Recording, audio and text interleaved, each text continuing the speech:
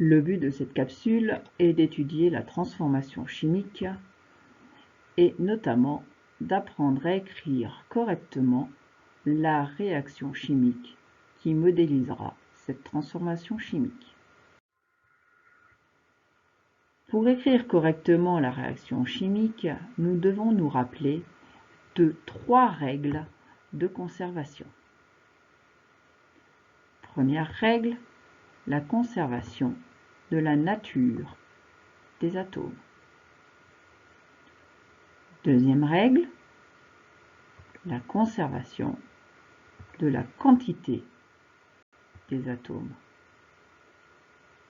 Et troisième règle, la conservation de la charge électrique.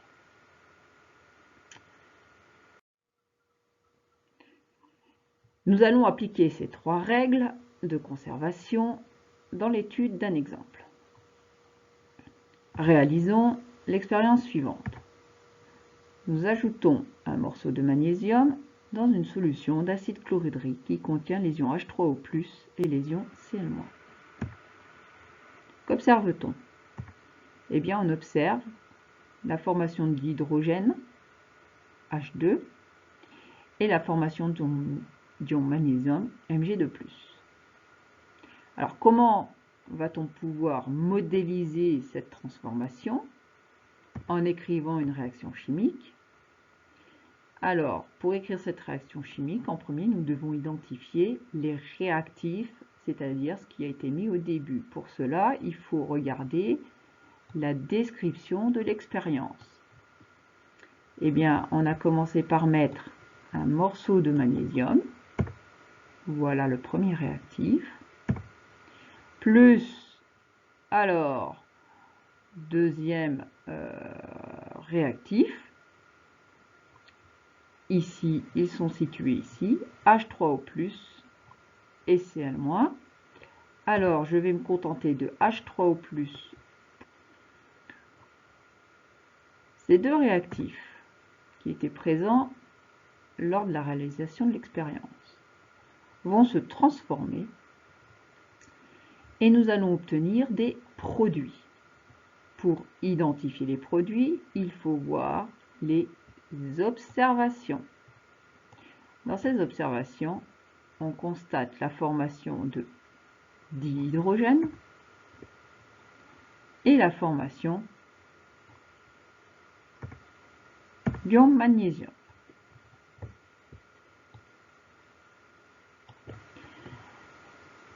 Alors, cette réaction chimique va devoir respecter nos 3 règles de conservation. Commençons par la première. Les atomes, la nature des atomes est-elle conservée au cours de la transformation? Eh bien, j'ai le magnésium au départ, je le retrouve dans les produits. L'hydrogène est présent dans les réactifs, je le retrouve dans les produits. L'oxygène est présent dans les réactifs, mais je ne le vois pas présent dans les produits. Nous avons donc un souci de conservation d'éléments. Alors ceci est normal, puisque en plus de ces 2 espèces-là, cette réaction produit de l'eau. Donc je vais ajouter de l'eau. Et cette fois, nous avons bien la conservation des éléments chimiques, puisque l'oxygène présent dans les réactifs sera également présent dans les produits. La première règle de conservation est donc respectée. Deuxième règle de conservation. Conservation de la quantité des atomes. Alors, du côté des réactifs, j'ai un seul magnésium. Du côté des produits, j'ai un seul magnésium. C'est OK. Pour l'hydrogène, j'ai 3 hydrogènes du côté des réactifs, alors que du côté des produits, eh bien j'en ai combien du côté des produits? J'en ai 2 pour H2, plus 2 pour H2O, j'en ai 4.